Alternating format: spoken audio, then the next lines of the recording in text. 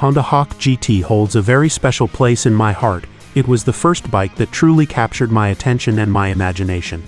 It was, for the most part, a sales flop in the United States, but the fact that it has turned into a wildly popular cult bike tells me that the design was ahead of its time. The bike was called the Bros in Japan and Europe because a 400cc version and the 647cc version were developed together as brothers. The Hawk GT was also one of the first modern naked bikes to hit the market, and many argue it was the inspiration to the much more successful Ducati Monster. Despite its miserable marketing as an entry-level motorcycle, the design had a lot of racing heritage. It was developed by Toshiaki Kishi, who has developed everything from the CBR 1000 to the VFR 1200.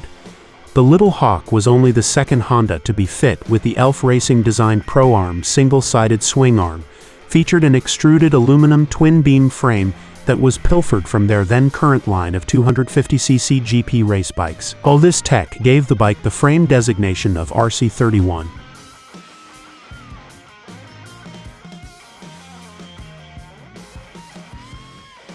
Sometimes the sum is greater than the whole, and that has never been truer than with the Hawk. Less than 40 ponies, no bodywork. A heavy swing arm and slow revving dirt bike motor makes the bike on paper look like a bit of a dog. But anyone who has ever owned or ridden a Little Hawk will tell you the bike was inspired, particularly in the handling department. The bike is so narrow that when you sit on one you'll swear your knees are touching each other.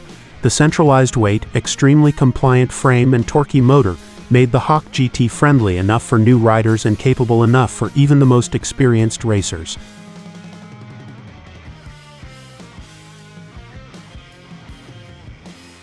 The engine 491cc with that 52-degree included angle lived on until 1987, powering the Shadow 500, and then was retired except the R&D crowd decided it might have a future.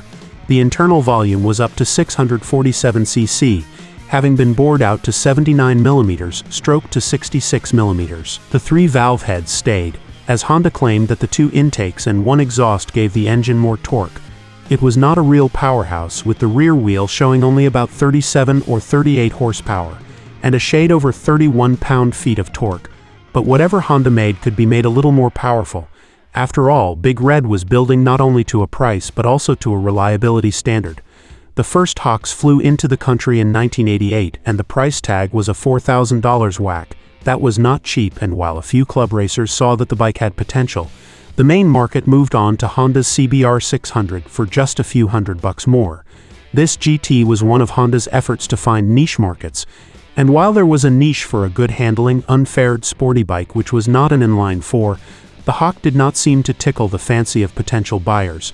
Niches, by the very definition of the word, are places that are difficult to get into, and Honda was having little success. The unconventional types loved it, as it was fun to beat more powerful bikes on the twisty roads of California's Santa Monica Mountains or along Deals Gap in southeast Tennessee. It did most things commendably, and a skilled rider could show the end of the single fat muffler to much of the competition.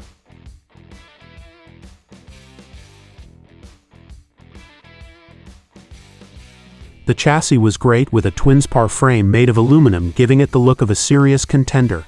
Flat-sided beams angling down from the steering head to where the swing arm attached. Even more impressive was that single-sided aluminum swing arm, the sort of thing that the money boys had on their RC30 track machines. Swap that rear tire out in no time flat, put the air wrench on the axle nut, and the wheel came off, leaving the chain and disc brake untouched. Honda called this the Pro-Arm, and it was connected with Pro-Link rear suspension. The bike came with a center stand, a nice item to have as stock rather than offering it as an optional accessory, as is way too common these days.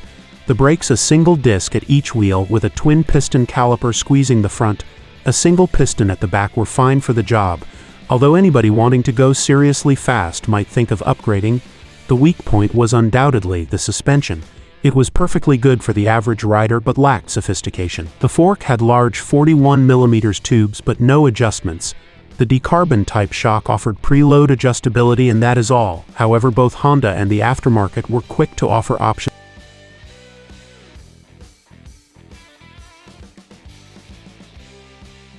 Unless the owner actually poked around under the seat, he might not even be aware that the pump existed. Looking at the Hawk was a pleasure. As everything was viewable and pleasing to the eye, the radiator was discreet, and all the pieces of the motor were well polished, nothing was hidden.